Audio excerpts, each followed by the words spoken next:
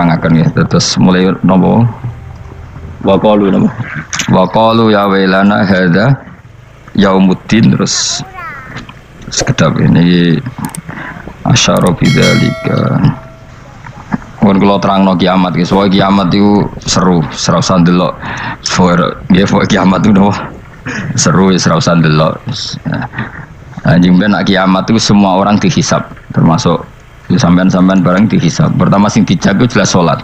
Jadi kalau masalah ibadah mahdhah itu salat, nah masalah sosial itu asal tidak saling bunuh.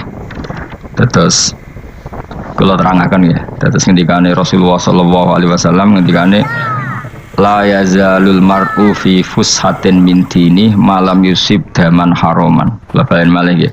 La yazalul mar'u fi fushatin min dini malam yusib daman haroman. Seseorang itu boleh serilek-rileknya dalam beragama asal dia tidak punya masa lalu mengalirkan darah yang terhormat. Gamane cara Jawa ora tau mateni wong, ora tau mateni wong, ora tau mateni wong mukmin utawa ora oleh mateni wong sing muahad atau mustaman. Ya ada aturannya lah. Jadi kalau sampean urip ora tau mateni wong iku wis cara beragama iku rileks karena fifus satin minti ini. Nah tentu mateni itu ada banyak sebab, diantaranya fatwa yang ekstrim sehingga ulama dulu itu senang diguyon sampai keterusan saiki. Jadi kabeh wong alim khase sering guyon karena memang menghindari omongan penting. Kenapa? Karena sekali omongan penting ini kadang yu'addi ilal fatwa bitaqatul. Takutnya fatwa itu ekstrim, kemudian saling apa? Saling bunuh. Sehingga masyhur itu ada pepatah bahwa statement ulama atau kolamul ulama, penanya ulama itu ahaddu minas sayf, lebih tajam ketimbang apa? Pedang, karena bisa menimbulkan macam-macam. Sehingga dulu banyak ulama kalau bab jinayat itu sudah tidak mau baca bab jinayat. Jinayat itu karena ya takutnya fatwanya itu ekstrim. Ada beda zaman Nabi itu kan enak ya. Sing Kanjeng Nabi mesti bener ya. Musuhnya Abu Jahal CS mesti salah ya. Tukaran saiki wis gak seru. Tukaran mbek kowe repot. Masih aku musuh sampean ini soalnya bener sampean. Wong ora tau urip ora tau seneng mbok musuhi piye ngono dadi. Kan gak penak. Jajal misalnya kiai itu kan mbek santri, wong mesti kan normalnya bela kiai ini, mergo luwih alim luwih bener. Tapi kan cara pandang, lah iya sing bener kok mau ngalah kan. Iso wae sing disalahno pangeran iku sing saiki wong tuwa tukaran mbek anak, kira-kira wong nyalahno sapa? Nyalahno wong tuane apa anake? Cara kowe dadi hakim. Wong tuwa kok wani anak, kualat ngono yo ya lucu. Dene kan anak kok wani wong. Tapi wong tua kok wani anak, wong tua model opo? Terus anak wani wong tua ya anak model opo? Ya model milenial, model. Tapi potensinya itu sama-sama salah. Sehingga ulama itu mulai dulu itu menghindari, ngendikan penting itu menghindari. Karena ya tadi takut fatwa itu. Saya ulang lagi ya. Jadi seseorang itu selonggar-longgarnya dalam beragama asal tidak pernah membunuh. Tidak memburu darah yang seharusnya tidak terbunuh. Terus kalau masalah ibadah itu Allah ngambilnya sholat. Awwalu ma yuhasabu bil mar'u napa? As-sholat. Pertama yang dihisab itu sholat. Jika sholatnya lolos, maka hisab yang lainnya napa? Ringan. Ya mpun ngoten. Terus ada hisab-hisab yang niku kula waca mungkin sampean iso ngantisipasi hisab. Nah, jadi la tazulu qadama Adam atau qadama ibni Adam yaumal qiyamah hatta yus'ala an arba'in. Pertama ditanyakan dari sifat mudanya, dihabiskan untuk apa, umurnya untuk apa, hartanya dari mana, setelah mendapat untuk apa. Terus wa an ilmihi madza amila bihi, terakhir setelah mendapat ilmu itu apa yang dia perbuat. Mulane ada orang tok ilmu tidak ditakoki wae pangeran ora apa takoki. Ilmu iso nglakoni. Mboten gadah ilmu ya Gusti. Terus serepet tenan. Dunya mboten gadah dunya. Lha opo ning dunya nggih ngentosi mati sing aman niku. Aman apa? Sebab itu orang fakir itu masuk surga lebih cepat timbang orang kaya kacek pinten 500 tahun ketakoki. Dia apa mboten gadah napa-napa. Iso ngaji mboten. Jadi gak perlu pertanggungjawaban mereka napa. Sekacau kan. Nah, sementing kalau terang ngeten ya, ini penting rungokno. mahsyar iku maknane iku nggon giringan. Terus kiai kuno maknane bayangno nggon mahsyar iku maknane tempat dihalonya semua manusia. Terus mauqif itu tempat diberhentikan, apa tempat diberhentikan. Terus di situ Anda innahum mas'ulun, mereka semuanya ditanya, dihisab. Semuanya dihisab. Terus ngendikane Kanjeng Nabi, hasibu anfusakum qabla an tuhasabu. Menghisablah diri kamu sekarang sebelum kalian semua dihisab. Sehingga potensi kita ini umat Islam utamanya yang tahu ngaji-ngaji ini, sampean semua dihisab ini kemungkinannya kecil. Karena ketika kowe ning donya sampean sedanteni kan biasa wis donga robbana zulamna anfusana. Jadi ya Allah, saya ini benar-benar mendolimi diri kita sendiri. Karena tujuannya hisab itu taubah. Taubah itu mempermalukan mereka di depan umum.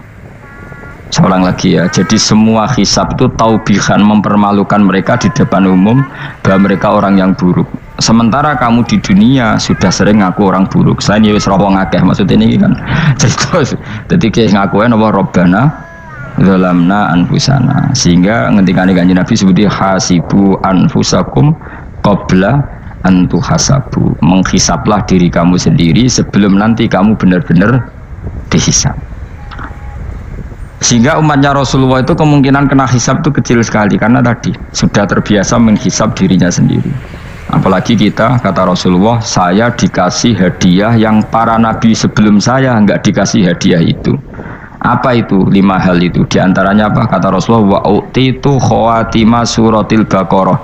Saya dikasih terakhirnya surat Baqarah. Di surat Baqarah itu umatnya Nabi dapat bonus dan ini luar biasa, yaitu ayat Rabbana la tu'akhidna in nasina wa akhtana. Ya Allah, jangan hisab kami, jangan beri sanksi kami, jangan azab kami kalau suatu saat kita lupa atau salah.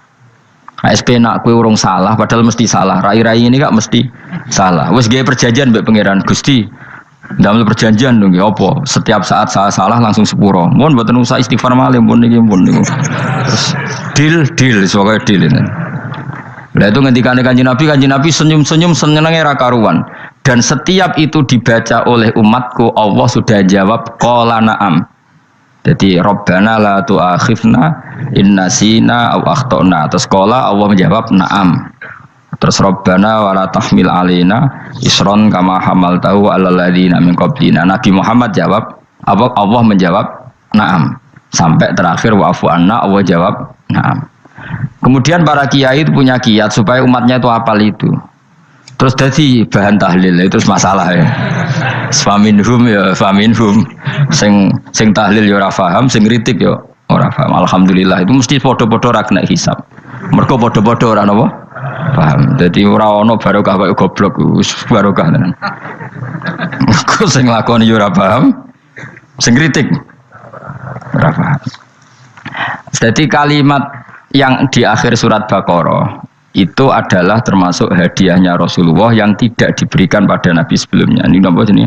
Utitu khawatima suratil Baqarah. Saya dikasih akhir surat Baqarah. Gini ku setiap doanya umat Nabi Allah jawab napa? Naam. Jadi ya Allah la tu'akhidna, jangan kasih sanksi kita innasina au akhtona. Allah jawab naam. Itu satu. Terus kedua, umatnya Nabi itu kalau dosa itu tidak perlu prosedurnya harus istighfar. Banyak amalan yang menjadikan diampuni. Misalnya kafaratul majlis itu lafadznya agak istighfar. Subhanakallahumma bihamdik misalnya. Dan banyak imatatul adza anit thariq. Misalnya Nabi pernah cerita ada seseorang yang nakal, kemudian gara-gara menyingkirkan duri di jalan yang ganggu orang lewat, kemudian Allah memaafkan. Ada yang dimaafkan karena ngombeni anjing, macam-macam lah. Kemudian ngombeni santri, macam-macam. Sehingga potensi kita dimaafkan itu tinggi sekali karena ada sekian amal yang itu menjadi sebab ridhanya Allah Ta'ala. Malah kalau dalam dunia wali itu ada seorang wali mau ngarang kitab, kemudian tintanya itu diminum lalat, dia membiarkan tinta itu sampai lalatnya sampai kenyang, kemudian gara-gara itu dimaafkan oleh Allah Subhanahu Wa Ta'ala. Banyak sekali. Sehingga potensi kita dimaafkan tinggi. Terus turus, dadi orang rasani wong enggak macam-macam lah. Iku ya insyaallah di sepuro pangeran. Dadi ana wali mergo kakean apa? Turu ditakoki, "Kenapa kowe kok turu wong wali? Mboten siap roh donya, Gusti." "Kenapa?" "Donya wis rusak tok, patok mboten roh, Gusti." Lah iku ya mari swarga napa? Ya swargane wong turu ya kira-kira tok. Tapi jadi umatnya Nabi itu luar biasa. Makanya saya yang heran nih kalau ada orang alim bikin gerakan terlalu tenanan itu keliru, biasa mawon. Turu ku ya ibadah, wae agar gak zina, gak maling, wae agar gak nglakoni dosa gedhe ini sanggep ae napa? Ibadah. Karena tadi Rabbana la tu'akhidna in nasina wa akhtana. Terus Allah jawab na'am. Sehingga kiai-kiai itu takut orang itu lupa terus dimodifikasi sedemikian rupa jadi wiridan. Tapi alhamdulillah kok banyak yang kritik. Jadi ya biar seimbang, no? Seimbang apa alam demokrasi. Jadi kalau lagi kecewa ambek sing kritik, mergo insyaallah rapati paham masalah usul ini. Karena satu-satunya cara supaya orang paham tuh pancen yo dijak latihan bareng-bareng. Gak ngono malah ra paham blas. Ya tapi tadi ya semua itu resiko. Zaman Nabi Sugeng nak ono ibadah sunat dilakoni terus Nabi yo duka, kuwatire dianggap wajib. Tapi nak ora dilakoni blas Nabi yo duka, wong sunat ora tau dilakoni. Jadi sudah alhamdulillah sekarang ono sing ngritik, ono sing setuju biar seimbang no. Wong padha ora paham wae napa? Padha paham. Padahal makna ayat itu luar biasa. Rabbana la tu'akhidna in nasina wa akhtana. Terus kedua, Rabbana wala tahmil alaina isran kama hamaltahu alal ladzina min qablina. Ya Allah, jangan beri beban kami sebagaimana engkau memberi beban kepada orang sebelum kami. Dulu itu kalau ada orang yang salah, itu harus dibunuh oleh orang yang tidak salah. Liyaqtulal bari'u minkum al mujrima. Supaya yang tidak salah membunuh yang salah. Sehingga ketika umatnya Nabi Musa menyembah anak sapi, ijel itu, apa kata Allah? Fatubu ila bari'ikum faqtulu anfusakum. Kamu syaratnya tobat harus saling membunuh, yaitu orang yang terbebas dari dosa itu membunuh yang tidak dosa. Masyhur itu. Terus Allah mengirimkan mendung yang pekat terus gelap. Ketika gelap itu yang al-bari yang enggak dosa mengeksekusi yang dosa. Sekarang kan enggak, paling takam KPK. Berarti penjara mulai suka sisa korupsi jake. Jadi penak lah pokoknya zaman akhir itu penak. Pemenang saya KPK ini mulai disoal, jadi aman lah. Sebuah sing bener di saja nih, sing bener ya pangeran. Misalnya rasa KPK lah nak kita takwa ya rasa korupsi. Kalau KPK dilemahkan nanti yang korupsi marah. Lah masalah orang KPK lah nak di pangeran kan ya aman karena korupsi. Kowe aneh-aneh wae. Kowe wong mukmin kok bakas ngono. Kowe sementing iku nak kowe wedi pangeran kan ra usah polisi, ra usah KPK, wis tetep ra usah dosa wong wedine mbek pangeran. Nah, kecuali ra usah pangeran ateis, lha iku masalah. Ya, tapi kan omongan ini gak populer, padahal bener. Nah, aneh. Jadi karepmu ngene, terbebas korupsi nak ono KPK, urip makmur nak ono menteri kemakmuran. Pokoke kabeh kowe mbok gantungno pejabat negara. Mengene tau hitemu jeblok, sak jeblok-jebloke. Misalnya rasa sejahtera, saya menteri sosial harusnya gini-gini. Ngono korupsi salah KPK, ngono ono raka keamanan salah polisi. Senengane nyalahno wong. Gue sekali-kali nganggo tauhid. Nah ono adab iku mergo dosa yang sudah kelewat. Ya tapi kan gak mungkin ngomong bernegara gitu. Tapi atas nama iman bahasa kita seperti itu. Kalau atas nama bernegara emang kita butuh polisi, butuh tentara, butuh KPK. Tapi atas nama iman ya tadi kalau kita diberi sanksi Allah itu rata-rata dari bima qaddamat yadaka itu pasti ada salah yang pernah Anda lakukan. Ya, tapi sudahlah ini zaman sudah seperti ini. Sanut ya, anut umumnya wong akeh. Kalau terang nomale masalah hisab ya. Hasibu anfusakum qabla antu hasabu. Kamu menghisaplah diri kamu sebelum kamu dihisab. Misalnya saya sebagai ulama, tentu hisab terberat saya itu kitmanul ilmi, menyembunyikan apa? Ilmu. Karena ilmu kalau disembunyikan tuh bahaya sekali. Bayangkan di alam fisik. Misalnya ada orang berkebutuhan pada kemaksiatan, terus di situ ditulis bar karaoke misalnya.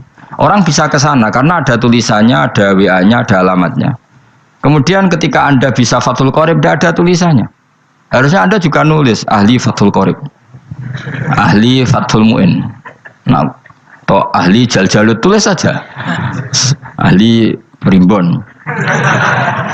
Enggak apa-apa, tulis saja. Penerus Ronggo Warsito, tulis saja. Zaman gendeng, nara melok gendeng, rakeduman, tulis saja. Tapi barokahnya tulisan itu kan orang bisa tahu. Makanya kenapa banyak orang sufi yang sudah menyembunyikan diri, warnanya nakal-nakal karena dia disalahkan Allah karena menyembunyikan ilmu. Saya itu orang yang senang tertutup kecuali masalah ilmu. Saya mau mengajar terbuka seperti ini. Karena tadi awal dari dikenalinya kemakrufan adalah dimaklumatkan. Awal dari dikenalinya keburukan juga karena dimaklumatkan. Betapa celakanya kalau kemungkaran dimaklumatkan sementara kebenaran tidak dimaklumatkan. Makanya Mbah Mun itu sampai berfatwa, Mbah Mun guru saya itu. Nah, ono masjid ra ono menarane Mbah Mun duka. Masjid kok ora ono menarane, wajib ono. Dulu saya iskal, kenapa menara jadi wajib? Tapi setelah saya tambah angan-angan, secara fikih jelas tidak wajib. Tapi coba bayangkan, misalnya ada bar lampunya tinggi, orang dari jauh tahu itu bar, sehingga kalau mau maksiat misalnya ingin ke sana. Sekarang misalnya masjid gak ono menara nih, ada orang ingin sholat, ono masjid tahu orang.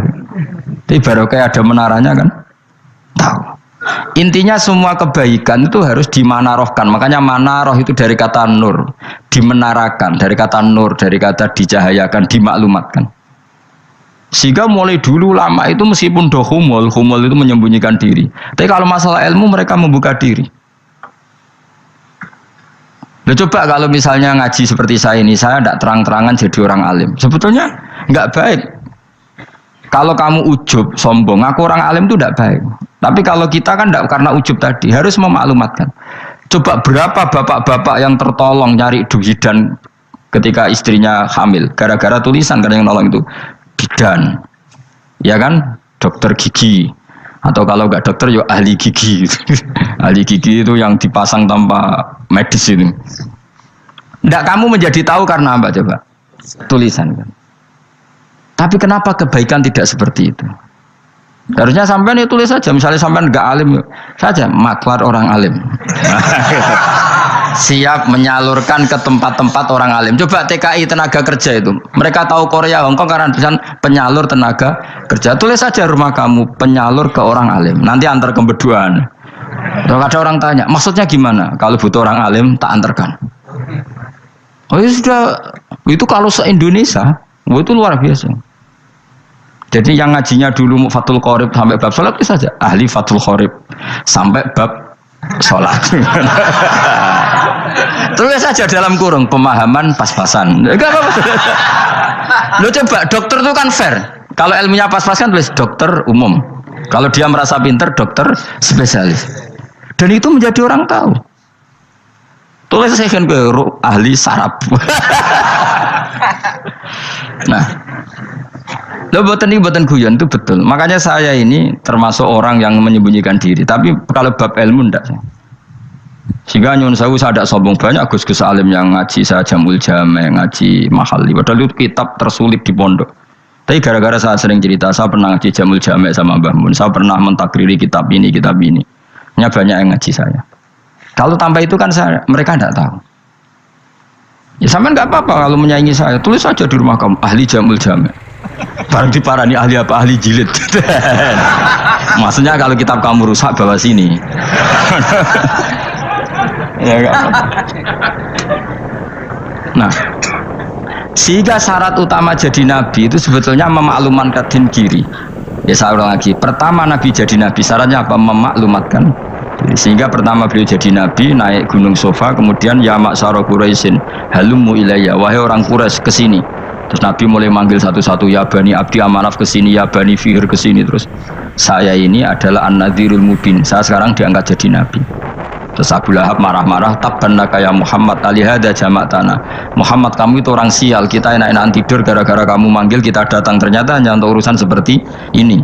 Makanya terus ada tabbat ya ada Abi Lahabi watab. Tapi yang iman kemudian tanya, Muhammad kalau kamu setelah jadi Nabi misinya apa? Saya diutus Allah untuk kamu menyembah Allah, tidak boleh menyekutukan Allah, dan Allah memerintahkan kamu afaf itu meninggalkan zina, meninggalkan maling, gini-gini. Coba kalau Nabi tidak memaklumatkan diri, jadi Nabi seklunak-klunus ketemu wong monggo nggih. Ada temu dia nggih. Sengerti nak Nabi ku sapa aja.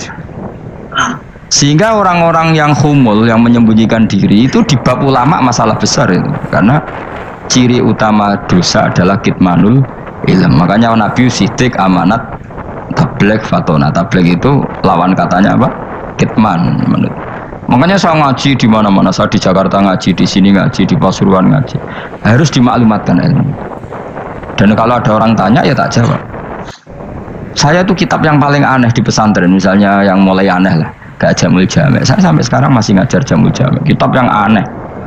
Macane lagi roh judulnya pusing. Jamul Jawami', kumpulane pira-pira kumpulan. Jadi ilmu apa ae ana ning kono. Sing gak ana ilmu dukun, mboten enten. Ilmu carane bodoni ora ono. Ning kono mau carane mlebu swarga tok. Mane potensi kula mlebu swarga itu tinggi sekali. Cara sing model piye duwe. Dadi ngono. Dadi cara sing model piye duwe.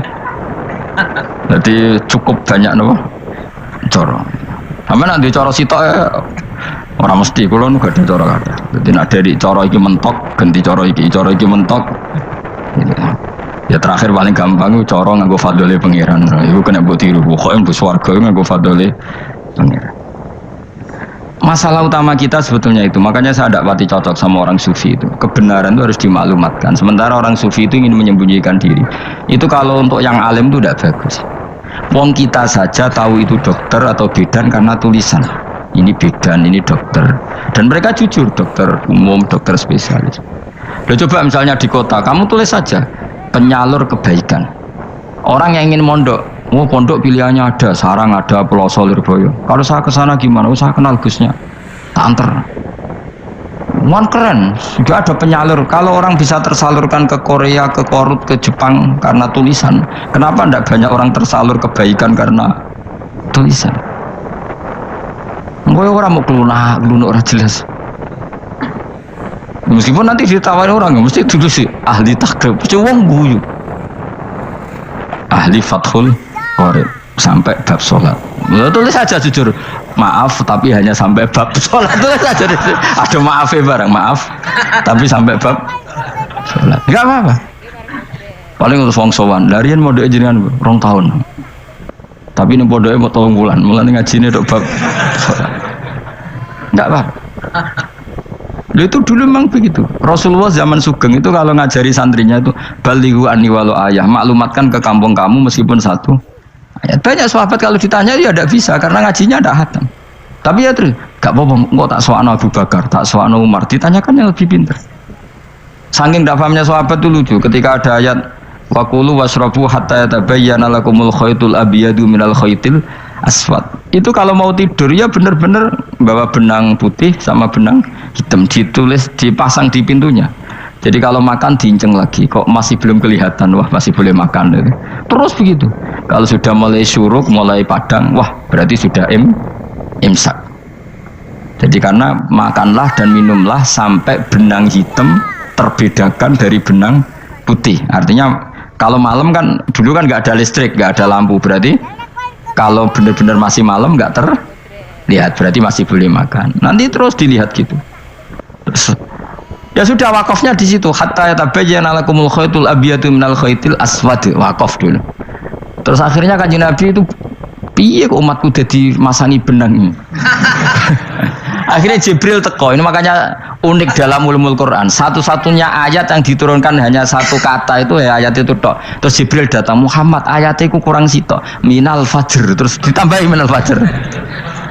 Jadi minal fajr itu unik. Ada Jibril jauh-jauh dari langit. Iku mau nurun apa?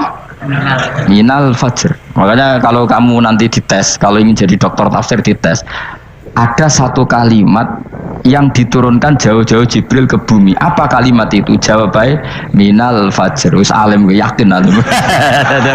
Memang ikut tak? Masa ikut? Mereka gara-gara sahabat itu terus masangi apa? Benang ngincang. Akhirnya minal fajr. Baru mereka tahu maksud fajar, maksud apa? Benang hitam artinya malam, benang putih artinya fajar. Sodik sudah menyingsing. Semenjak itu sudah ada benang-benangan karena jadi orang-orang ngono maksudnya cek kurang sithik terus turun apa minal fajar ya. Jadi nanti kalau sampai latihan tes jadi dokter apa tafsir, ayat mana yang diturunkan hanya 1 kalimat atau 1 kata jawab apa minal fajar, itu lolos langsung dokter. Pun pinter ya, pinter ngerti maksudnya orang yang tinggal. Lah nanti hubungan kita dengan Allah ya seperti itu. Sejauh mana kita memaklumatkan Allah, sejauh mana kita mengkampanyakan Allah. Saya berkali-kali bilang, saya kemarin kan di Korea itu sebetulnya saya yakin hanya doa saya. Saya sering berdoa, ya Allah, Engkau dipuji di langit dan di bumi. Lalu kalau di bumi ateis, itu caranya kayak apa? Dulu saya itu terobati karena Uni Soviet setelah persemakmuran banyak menjadi negara Islam. Berarti itu bukti bahwa Allah pun dipuji di bumi Uni Soviet. Lalu yang kayak Korea kayak apa? Ternyata betul Koreanya tetap ateis, tapi gara-gara diserbu wong Indonesia. 49.000 wong Indonesia ning Korea Selatan. Iku mbok gawe sing salat separuh, iku cek piro? 24, kira-kira ya selawe digawe 20.000. Ku 20.000 salat kabeh, tahlilan kabeh surwame. Lah kok sing ngritik tahlil muni sunah Rasul tok surwame. Pokoke rame lah walhasil. Kita tahlilan wah itu enggak ada hadisnya. Gak apa-apa sing penting muni hadis sing sitok tahlil muni hadis ya ibadah, tahlil ya ibadah. Mbok lah soal kok bener ndi totalan guri sing penting rame, maksudnya sementara rame ngomong visi Islam. Itu Islam tahlil, itu Islam sunnah Rasul gak masalah. Wong ape yakin bener saiki ya ora ono klarifikasi. Tapi sementing kan kabeh ngomong tentang Islam. Artinya gini, Allah punya cara untuk supaya bumi Korea itu ada yang bertasbih bersujud. Mil'us samawati wa mil'ul. Allah tidak kurang cara. Golek wong kedonyan ditawarik ke sana demi uang. Bareng wis ning kono dielingno pangeran. Segawe masjid, kontrak masjid macam-macam lah, masjid kontrakan ning Korea. Nang kene ra ono masjid. Pusing. Saya pernah ngisi di satu masjid itu gambare pintu gerbangnya bukan salib kan. Ternyata tingkat 1 itu gereja, tingkat 2 bar, tingkat 3 masjid. Kadang ya kebalikan, masjid, bar, gereja. Satu gedung. Jadi malaikat saya tidak tahu lewatnya gimana itu kan. Saya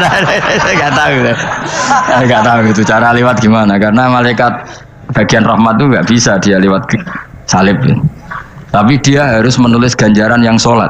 Nggak tahu saya lewatnya dari mana karena itu. Ya tentu dia punya cara lah. Tapi yang jelas ya agak bingung ini gimana. Itu pernah yang tingkat 2 itu bar pas aktif. Ada santri yang ya pekerja imannya pas-pasan. Kalau nanti gus badhe Jumatan mlebu bar pas aktif wae wong ayu.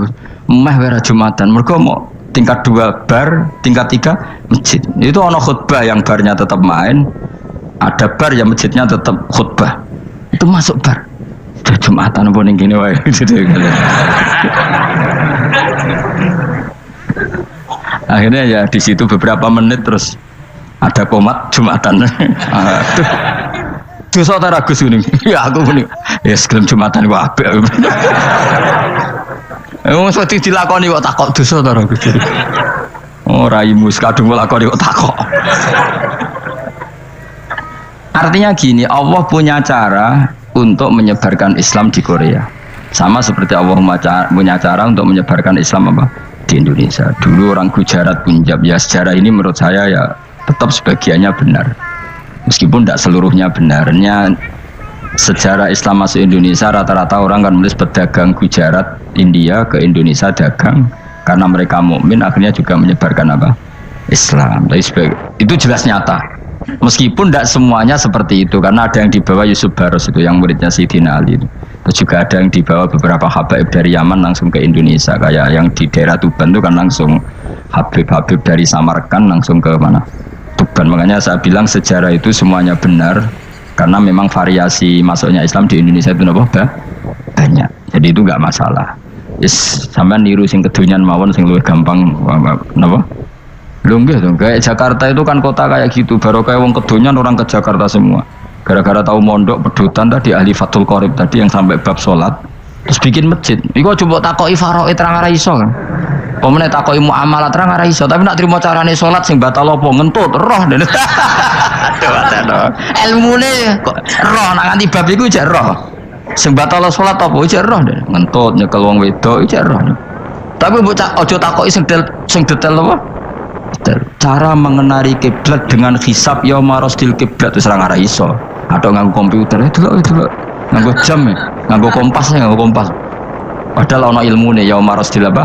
Kiblat di bulan tertentu, hari tertentu itu nanti matahari tepat di atas Ka'bah. Serang arah iso nak ngono niku serang arah iso. Ya saya ulang lagi ya. Jadi kesalahan kita adalah kebenaran itu kita sembunyikan. Padahal awal dikenalnya Islam itu lewat i'lam. Fasda bima tu'maru. Kebenaran harus dimaklumat. Tapi problemnya Islam Indonesia tuh kadang humul tuh bangga. Nggak dikenal orang itu bangga gini-gini. Oke lah, kalau yang nggak, saya sendiri ya suka humul. Sampai sekarang saya suka humul. Saya sampai sekarang nggak suka tamu. Bukan karena benci tamu, ribet. Maksud saya kalau sowan kiai ya ngaji saja, ora usah sowan. Oh ribet. Ya lucu kan, seneng Gus Bak jare wong alim. Terus senenge mau sowan tok ngaji ra gelem piye karepe. Wong kok aneh. Iku berarti kok do karo seneng dokter, di konsultasi obat ra gelem tapi ngajak jagongan. Dok, jenengan tiyang pundi? Jenengan manggen dalam mriki mulai tahun pinter. Lah yo kowe takok dokter kemalan. Mesti nek kowe takok lara apa obate apa kok malah kenalan. Pindah Jogja tahun pinten, Dok? Dan jenengan kawin mriki tahun pinten? Lha jari Gus Bae wong alim kok sowan ngono. Jenengan kelahiran tahun pinten, Gus? Zaman dinosaurus. Wong alim kok takoki lahire iku piye karepe? Susah tak takok pisan matiku kapan, Om. Coba betapa naifnya kita kalau kita suka dokter, terus kemudian kamu takok, Dok, kelahiran tahun pinten jenengan? Aneh gak?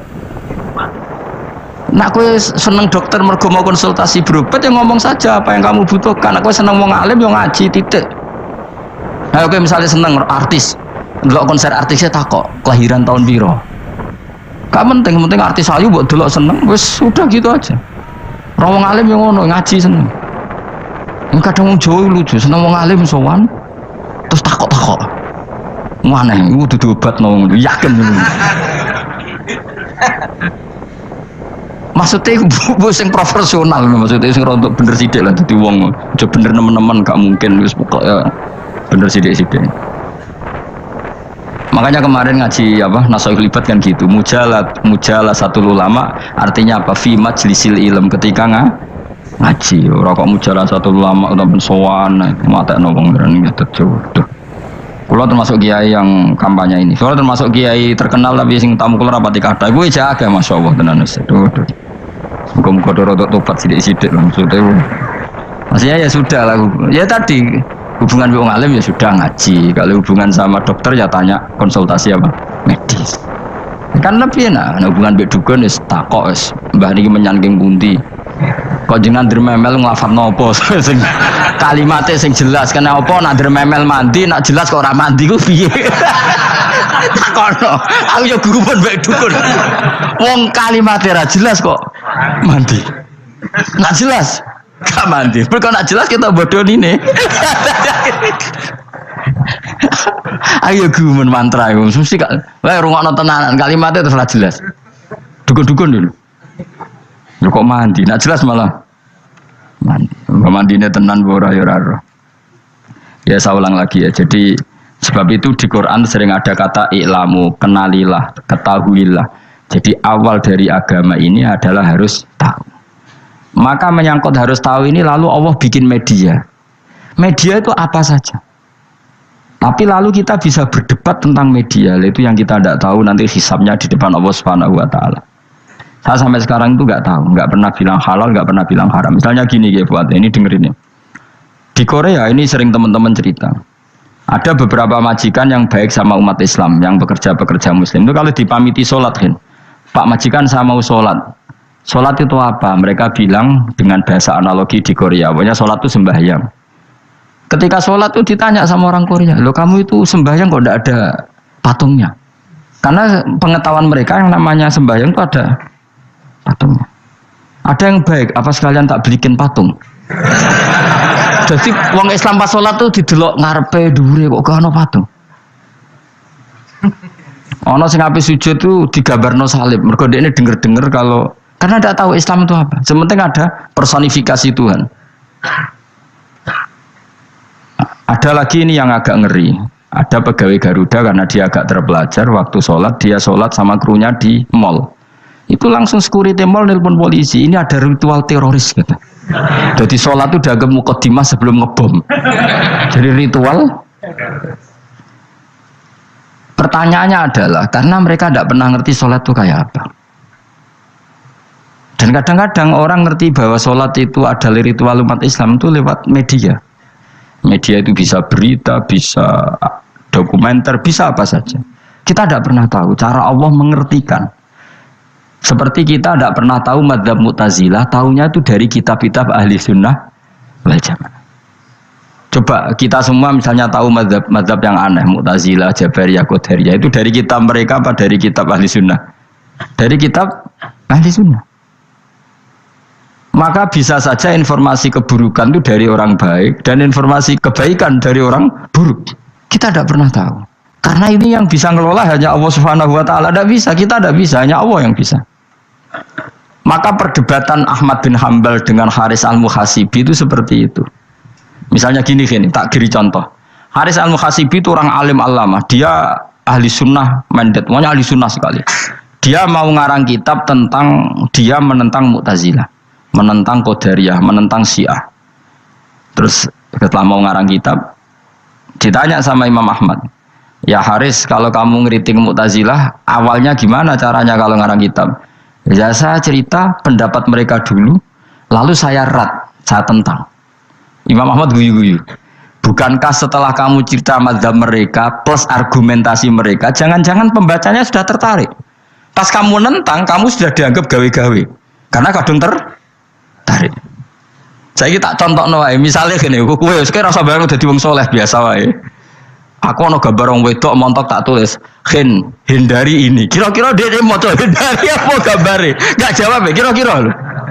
Sing mbok nikmati kata hindari apa? Sing mbok eling-eling kalimat hindari apa gambare? Kira-kira. Padahal tulisannya apa? Hindari bahaya ini. Bahaya ndi terus didelok. Terus sing dieling-eling ora hindarine tapi sama. Pendapat Mu'tazilah itu ada yang menarik. Misalnya gini, menurut Mu'tazilah, seseorang masuk neraka ya karena amalnya, masuk surga ya karena amalnya. Apa artinya kalau masuk surga karena fadl Allah? Lalu gunanya amal apa? Mungkin pembaca kan tuh, wah ini proporsional ini. Gak ada ahli sunnah, jadi bus warga mereka fadl pangeran, kok enak. Lalu gunanya amal apa? Padahal dia tahu pendapat Mu'tazilah itu dari kitab itu, kitabnya orang ahli sunnah. Gak pernah tahu kita. Ya saya ulang lagi. Itu kan ibarat kayak KUHP. Kamu baca KUHP draft, terus kamu cocok. Kamu mesti nyalahkan yang demo. Atau baca buku selebaran orang demo, kan terserah kamu. Kamu kan punya akal, kan tetap milih. Tetap milih. Problemnya kata Imam Ahmad itu, ketika kamu menceritakan pendapat Mu'tazilah, bisa-bisa orang itu kadung tertarik. Ketika mulai kamu tentang, orang itu gak tertarik sama penentangan kamu. Berarti kamu ikut menyebarkan Mu'tazilah. Sama seperti tadi, gambar perempuan yang agak jorok tadi, sebetulnya tak tulisi kata hindari. Padahal Rukinus gak tahu, eling wong wedok gara-gara tak kei gambar hindari bahaya ini, malah jadi eling. Orang eling tulisannya eling. Nah, hakikat saya ini penyebar kata hindari apa penyebar gambar itu? Coba. Lalu status saya ini pengedar gambar itu apa pengedar kata hindari? Lah iya yang mengedarkan kata hindari tapi yang mengedarkan. Nah, sama sekarang pertanyaannya, kalau kamu ngarang kitab anti Mu'tazilah, itu sebenarnya pengedar mazhab Mu'tazilah apa penentang? Ya pengedar juga karena umat tahu dari kitab kamu. Dong toh.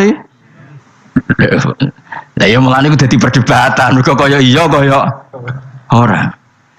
Juga tuh gale gini misalnya, kamu jangan milih presiden yang dari militer, itu pasti keras, tegas, terus kaku. Ternyata pembaca itu wataknya militer, lu cari yang begini, pusing kan kamu. Agak suka presiden sipil, nggak tegas. Padahal kamu nulis itu untuk menggiring orang milih presiden. Jangan milih yang militer, pasti tegas, nggak demokratis, nggak nerima pendapat. Ternyata pembacanya suka saya punya pemimpin yang tegas. Habis kamu kan? Yang tahu hati orang itu siapa?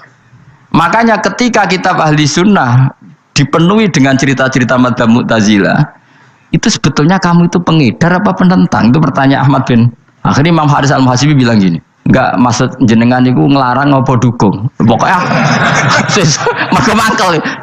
Dari Imam Anjo aku pokoknya ngomong ngono ae pokoknya.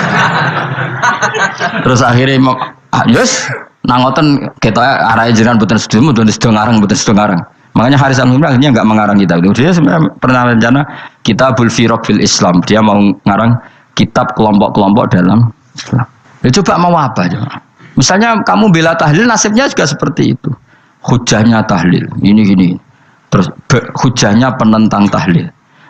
Yang bisa mengendalikan pikiran pembaca siapa? Ternyata dia tertarik sama pikiran penentang. Lucunya yang menceritakan kamu, pengagum tahlil. Kan tidak pernah tahu. Mana nak dari ceritanya Mbah Mun itu lucu. Mbah Mun itu mondok Lirboyo. Itu di Bandar Kidul akeh wong ayu. Itu dulu babahnya Mbah Mun itu ada yang suka orang sana sampai nikah orang sana juga pulang ke sarang. Itu diantara mbah-mbahnya Mbah Mun. Suka perempuan sana terus nikah sana nggak pernah pulang ke sarang. Nah, Mbah Mun itu lahir dari adiknya, pokoknya dari keluarga, dari saudara yang nggak pernah pulang dari Bandar. Diwasiati mun nak mondok ujo geman dolan ning Bandar Kidul. Wah, akeh wong ayu. Akhirnya malah penasaran. Justru kalimat itu yang menjadikan maksudnya aku ajune nganti sepiro kok nganti mbahku katut kan malah akhirnya penasaran. Lare kata Mbah Mun tak angen-angen bener Imam Ahmad bin Hambal. Maksudnya itu kalimat itu pancen ribet. Kalimat itu ribet pancen. Coba milih mana coba? Jong ojo geman moro pasar opo lah nang daerah kono. Ono opo? Bahaya kan. Gara-gara kamu melafatkan itu malah orang penasaran. Di sana ada bareng delok ning kono yo nak terus mulai tak ora. Nah, makanya pertanyaannya, pengarang buku juga kena hisab karena sebetulnya apa yang dia tentang orang lain menjadi tahu karena ceritanya dia. Coba kamu ngarang kitab saja yang anti Syiah atau anti Mu'tazilah atau anti Murji'ah atau anti otoritarian, mesti pembaca itu nggak bisa kamu kendalikan. Nah, itu juga rawan hisab, makanya berat. Pokoknya walatus alunna yauma idzin anin naim. Semua itu nanti dimintai tanggung jawab oleh Allah Subhanahu wa Ta'ala. Karena kita tidak pernah tahu. Akhirnya Haris Al-Muhasibi gak ngarang kitab. Imam Ahmad itu tidak punya karangan kecuali riwayat Musnadu Ahmad bin Hambal. Kalau ada 14 juz. Dia tidak punya karangan. Ketika ditanya, saya takut membuat hal baru dalam Islam. Karena karangan itu kan mesti melogikakan hukum. Sementara Allah tuh kadang nggak butuh dijustifikasi seperti itu.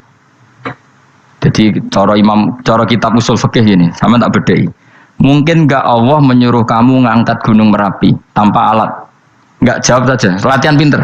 Mungkin nggak Allah menyuruh kamu disuruh ngangkat gunung Merapi? Mungkin nggak? Mungkin apa enggak? Nah, itu ulama usul fikih berdebat. Ada mengatakan tidak mungkin. Karena Allah tidak akan memerintahkan sesuatu yang tidak dimampui mukhatab, yang tidak dimampui manusia. Masuk akal. Kaul kedua mengatakan mungkin, butuhe Allah iku mau wong muni yo tok nurut. Senajan to gak mungkin. Ayo Hen, Gunung Merapi angkat Hen. Nggih Gusti, siap. Langsung melayu mara. Muwi Allah wis seneng wah nurut aja iki. Tapi ya kemungkinan cek goblok ora takok sik. Kita kan tidak pernah tahu, makanya ulama ini debat. Kira-kira nak Hen Gunung Merapi angkat. Potensinya kan dua, kue langsung melayu apa ngangkat. Potensinya kan kok goblok kayak ngono rata kok. Bicarane kok. Tapi ya mungkin dilembek pangeran. Cek nuruti, ora paham lah melayu. Ki milih ndi? Status sing ngene iki nurut apa goblok? Jawab, nurut apa goblok? Ya nurut goblok. Ya coba ngono. Kita tidak pernah tahu. Mulane tetap pada akhirnya kita itu wain adri. Kita tidak pernah tahu. Tapi kita tahu bahwa semua ada hikmahnya. Makanya kadang orang alim itu bilang saya alim, kadang bilang saya tidak tahu. Maksudnya kita tahu Allah memerintahkan pasti ada hikmahnya, tapi kita tidak tahu maksudnya apa. Ya sudah seperti ini. Akhirnya dunia ya sudah seperti ini. Ya kadang ngerti, kadang nggak ngerti. Ya sudah biasa ya. Kalau kita tak tahu sesuk isih urip to orang. Mungkin jawab ya. Muni roh iku nyatane yo koyo roh. Muni roh yo ora roh nak mati. Lan sudah. Kadang takoki sesuk iku jeng yo ziarah nggih, Mbah. Tapi kadang wa alam, Mbah, insyaallah. Ya karena memang ya gak pernah tahu. Karena apa ya? Isra kena diterang dong. Lalu kalau niku gak ada kitab-kitab perdebatan ulama, anak gejol-gejolkan ngoten niku. Saya ulang lagi ya, kalau kamu mengarang kitab menentang pendapat Mu'tazilah, itu artinya kamu menceritakan pendapat Mu'tazilah, lalu menyebarkan kesalahan mereka. Pertanyaannya, pembaca pertama kali tahu pendapat Mu'tazilah gara-gara cerita kamu. Itu sama, pembaca tahu gambar perempuan gara-gara edaran kamu. Meskipun kamu menulis hindari, tapi kan menjadi tahu. Kamu berarti penyebar kata hindari apa penyebar gambar? Apa penyebar kata hindari? Itu ibarat kayak gini, ada anak kecil baru umur SMP, kamu nak hindari narkoba, bentuknya kayak ini loh nak. Padahal anak kamu itu bakat soleh yang nggak terlintas narkoba, gara-gara buat cerita ini menjadi tahu. Sekarang omongan itu dihisap tahu orang menjadi tahu gara-gara kamu, tapi kamu nggak ngandani, takut anak kamu kejebak narkoba. Milih mana? Bingung tuh kan? Wingi-wingi bingung, ora tau mikir maksudnya. Aku ya gumun, wong ora tau mikir kok do urip. Jadi ya sudah. Ya angel pancen urip ya angel. Mane ngaji ben mane ngaji. Ngaji minal fajr. Minal fajr. Itu satu-satunya ayat sing turun mok sak kalimat. Dadi ora sak ayat mok sak kalimat, sak kata kalau dalam bahasa Indonesia. Mun kula terusno. Oh, masalah yamin iki kula terangno. Yamin itu maknane arah kanan. Arah kanan mana arah yang dikira benar. Jadi orang Arab bilang kalau sesuatu benar itu disebut kanan. Mulane ashabul yamin. Tapi kalau orang salah disebut ashabus simal. Jadi sebetulnya itu bahasa-bahasa, ya memang bahasa Arab seperti itu. Partai kanan berarti benar. Kalau partai kiri salah. Tapi sekarang katanya ada wasatiyah, tengah-tengah. Ya saya malah bingung tengah ning. Tapi nah istilah Al-Quran itu jelas ada yamin, ada simal. Tapi kalau wasat itu bahasa sosial, tapi ya sah, bahasa itu juga sah. Wong nopo sebut ini ummatau wasatol litakunu syuhada nopo wa kadzalika ja'alnakum ummatau wasatol. Mun kalau terus jadi arah kanan itu maknanya apa? Arah yang benar. Makanya disebut ashabul yamin. Kalau salah disebut ashabus simal. Innakum ladzaikul adzabil alim. Innakum satamne sira kabeh fihi tetep dawu, fihi ku tetep ing dalem dawu innakum iltifatun te ono iltifat. Iltifat iku merubah redaksi. Mau kan tentang hum itu dhamir ghaib, tapi sekarang jadi dhamir mukhatab. Ladzaikul adzabil alim, yektine wong kang bakal nyeksani, bakal ngrasakno siksa sing pedih. Wa mutzauna lan ora den wales sira kabeh ilama kecuali perkara illa jazaa kecuali wales perkara kuntum kang ana sira kabeh tak malu nang nglakoni sira kabeh illa ibadallahil mukhlasin kecuali kaulane Allah sing ikhlas. Jadi semua orang itu akan kena siksa kecuali kaulane Allah sing napa ikhlas. Wis ikhlas pokoke enak-enak ibadah ikhlas mun nang ngandel kula ibadah paling nyaman ikhlas. Mulang ya mulang ae mergo perintah Allah. Cek murid temroh hae guru cek ora ben sak karep-karepe pokoke mulang ya mulang ae. Sekolah nih, pokoknya mulang-mulang aja. Cek roh aku ora urusan, pokoknya mulang guys. Boleh ridane Allah, ben sebenarnya akhirat rakakan hisab. Ribet mikir manusia ribet. Pemane mikir hak-hakmu ribet. Turuti ora tau warak, serepot kabeh. Ben bonus, dunya ben bonus. Adikmu mesti dianggap urip sedina-sedina. Sing ngongkon bayangno urip suwi kuwi sapa? Wa amali akhiratika ka annaka tamutu khotan. Lan kula nek di 200.000 tak anggap wage. Urip nganti sesuk dhuwit 200.000 caki. Tapi bayangno dhuwit akeh, bayangno urip nganti 20 tahun. Sing ngongkon bayangno ngono iku ya sapa? Jelas Nabi dawuh wa amali akhiratika ka annaka tamutu khotan. Kamu ngamal untuk akhirat seakan-akan mati be. Jadi misalnya aku digedingi wong sakmen iki, digedingi mok sewengi enteng sesuk wis mati wae. Jebule cek urip. Ya anggap ae cek sesuk. Kan mok sedina-sedina ngitunge apa? Mulane anggere ana panitia ngundang aku pengajian pusing. Aja mbok undang saiki aku mari bingung. Pokoke nek sesuk acara bengi aku kandhani. Mboten Gus ben ana kepastian. Kepastian mbahmu ora melok duwe donya men kepastian namanya. Wong ora tau ngaji tauhid to namanya. Pas, ya coba 2 bulan lagi disuruh bilang iya, ben ana kepas. Sing iso ngatur donya sapa? Akhirnya, tapi ini ben ana kepastian mbahmu manusa sing iso nontonno sapa? Pokoknya acarane Senin, aku kandhani malam Senin, aku ono ya iso wae lunga. Gampang kan? Tapi kan jantungan. Akhirnya golek kiai serep. Alhamdulillah ras itu. Terus kalau ngaji teng mriki pokoke umume iku akhir bulan iki ngono tok santai wis. Ya biasa wae. Ya pokoke urip ku anggap ae sedina wa amal li akhiratika ka annaka tamutu. Dan jadi misalnya damuk bojo ya ndang sedina. Sesuk wis mati wae. Boleh sesuk jauh urip diwamuk meneh. Paling sedina. Wis sedina mati, yes. Enggak suwe-suwe ra aman apa? Aman. Aman. Wani urip ngono. Jadi daftar wali, tahu tuh warai ngono ora. Ikhlas ki ngoten carane ki salat ben nyaman. Ngendikane Rasulullah, "Sholli ka annaka sholatu muwaddi'in." Kowe nek pengen salat ikhlas, anggap bae iku salat sing terakhir dan kenangan terbaik kamu di dunia adalah tahu salat, tahu sujud. Juga salat tuh happy. Ya Allah ini sujud saat terakhir, ini rukuk saat terakhir. Seneng dadi salat.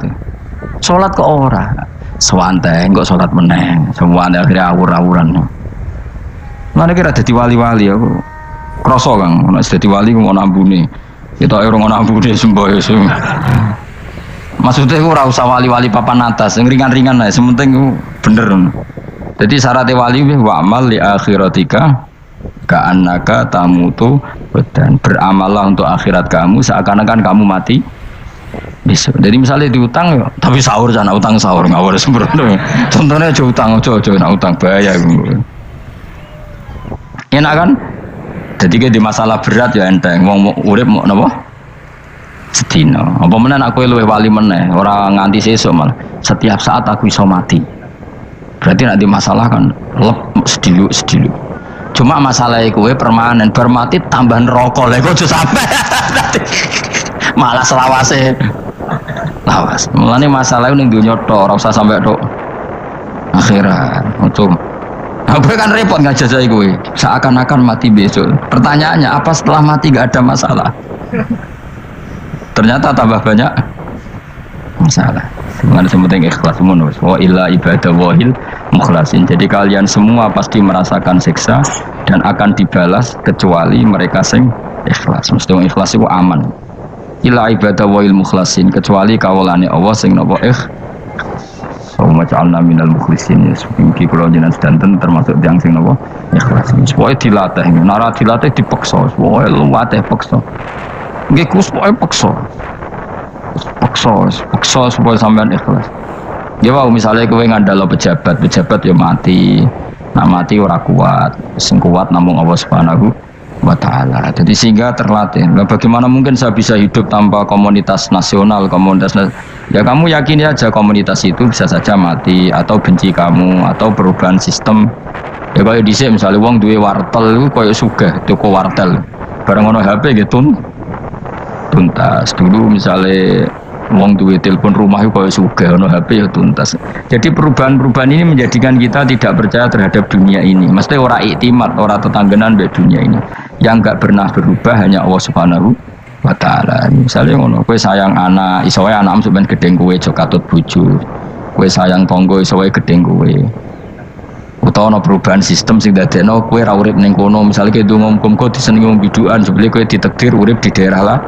Enggak pernah tahu, sing mesti abadi namung Allah Subhanahu wa taala. Sebenarnya illa ibadah wahil mukhlasin, kecuali kaula-kaulane Allah sing mengikhlaskan amal hanya krana Allah Subhanahu wa ta'ala. Ail mu'minina tegesi pira-pira mukmin. Uti dawuh iki istisna mungkotion kang terputus. Dzikra jazaa'uhum. Utawa ngene, dzikru jazaa'ihim mutawi nutur piwalese para al-mukhlisin fi qouli ta'ala ulaika lahum rizqum ma'lum. Ulaika te mungkon-mungkon sing ikhlas lahum tetep kedhe ulaika fil jannah rizqun utawi rezeki ma'lumun kang wis ditentokno bukrotan ing lembut besok wa asyan waktu sore. Rupane rezeki apa fawakihu iku pira-pira buah-buahan badalun dadi badal au bayanun utawa menjelasno rezeki maring rezeki. Bahwa tekang aran fakihah utawa utawi arisku merupa fawakihu ma perkara. Yuk kalau kang den pangan apa mata lagi dan krono enak-enakan lali hifdzi sihatin. Ora kok krono jaga kesehatan. Jadi ning swarga iku mok sifate pakanan mung go enak-enakan tok, ora ana makanan pokok. Mergo makanan pokok, kue mangan beras ning Indonesia kan gue ketahanan fisik. Sementara di surga tidak perlu ketahanan karena dijamin fisik kamu abadi. Paham? Bisa ulang lagi ya. Kalau di dunia kan kue butuh mangan pokok supaya mempertahankan fisik. Karena fisik kamu rawan rusak kalau tidak makan makanan pokok. Sementara di surga fisik kamu tidak mungkin